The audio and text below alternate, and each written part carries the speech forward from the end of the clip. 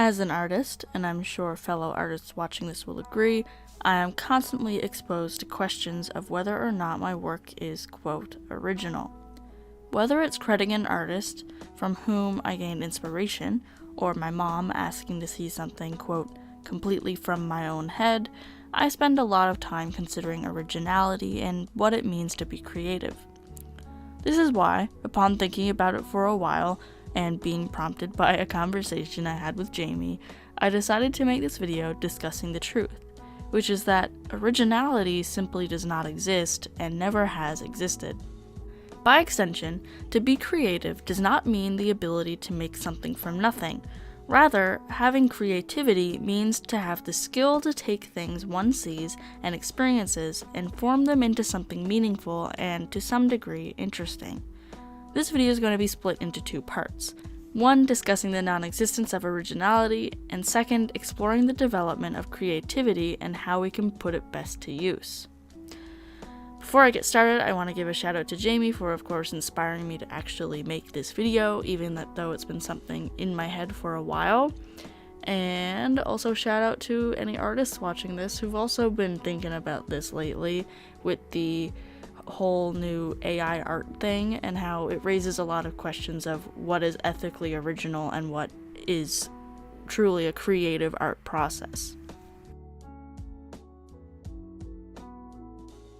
I have an exercise for you.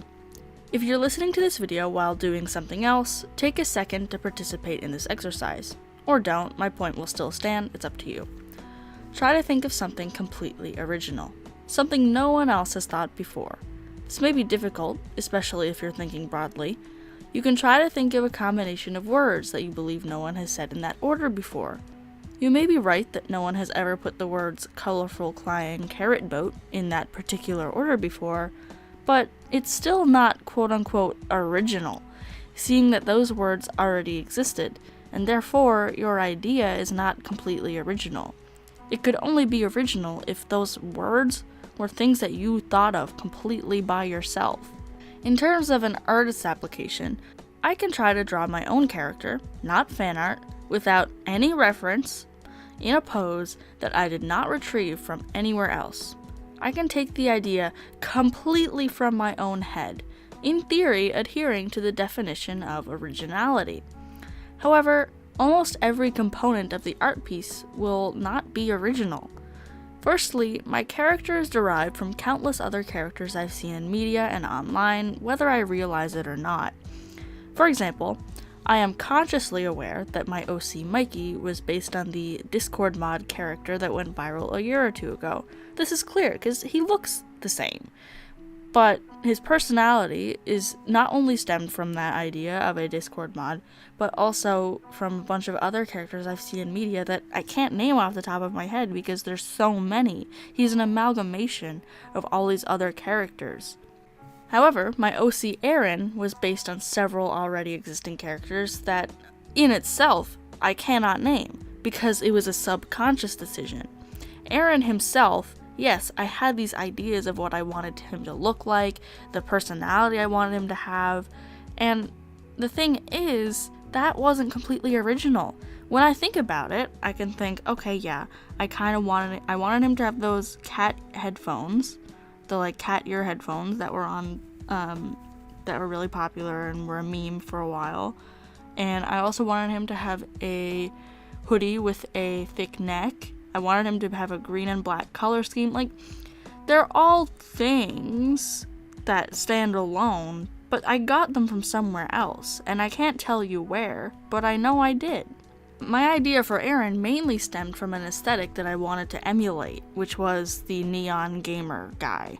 And that aesthetic was probably also based on countless unknown concepts and real-life images.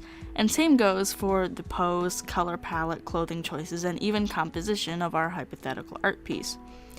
In a clearer example, I've been working away at a webcomic idea, and through developing the world, I've come to realize how little of my ideas are truly my own.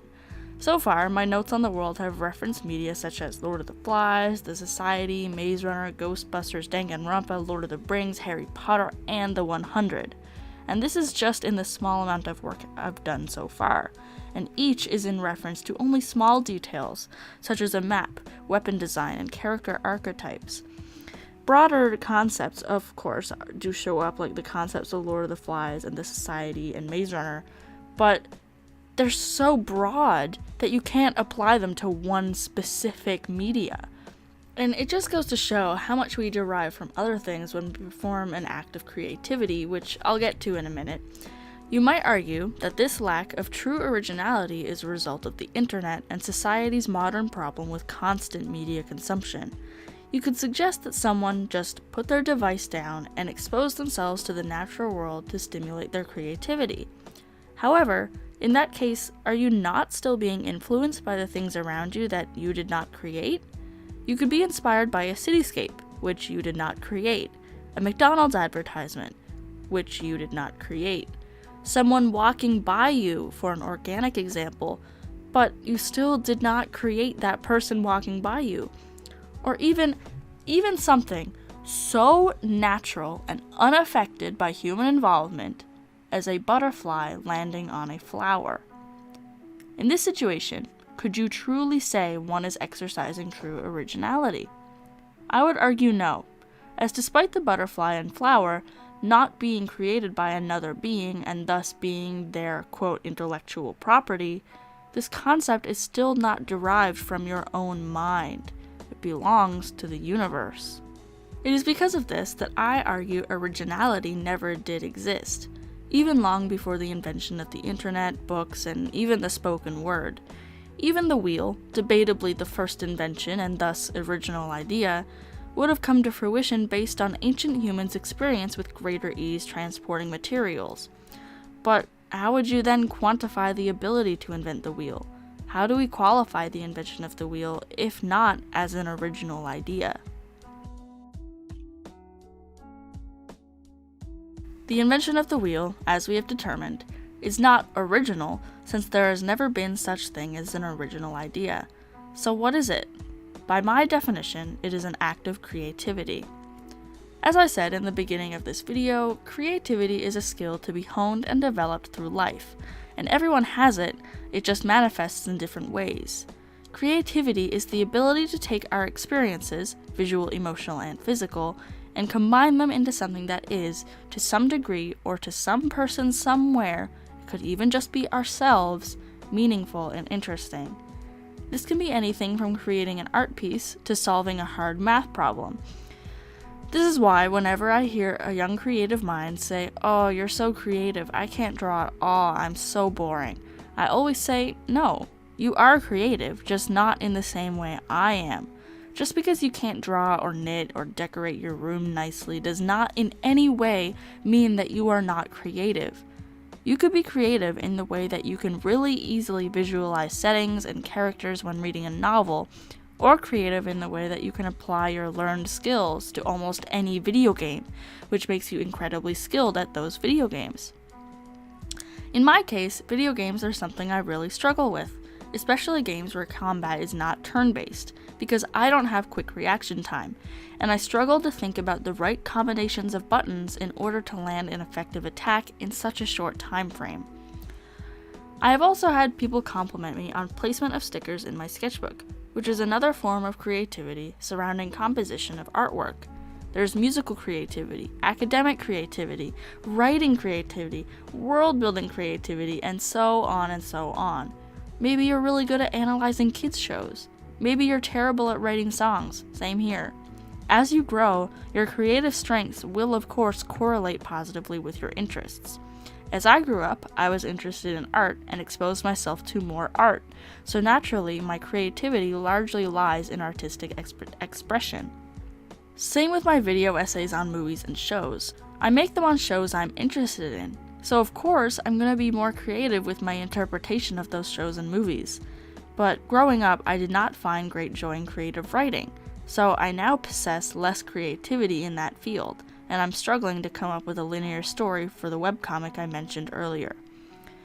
The creativity we nurture will be our strongest creativity as we grow, and there isn't even a time limit for this either. I only recently became interested in knitting and crochet, and while I'm far from the standards of many yarn work gurus, I've improved greatly since nurturing that interest, and I feel more pride in my work as a result. So, if you're taking anything from this, it's to nurture your interests, because maybe in a year's time it will be the source of some of your proudest work, no matter how old you are, because creativity has no age, and as the world develops, it will always have value in our society. I'm not really quite sure how to close off this video, as I feel I've said all there is to say.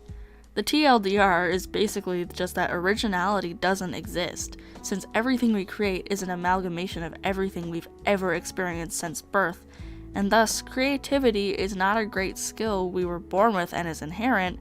Rather, it is the ability to create something meaningful and interesting out of our experiences.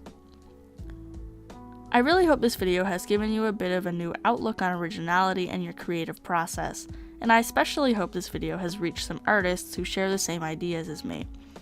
If you liked this video, please give me a thumbs up and leave a comment if you have anything to say. If you want to see more from me in the future, please consider subscribing, and with that, that's all from me. Stay safe and stay cool. This has been Peanut Butter, and I will see you all next time.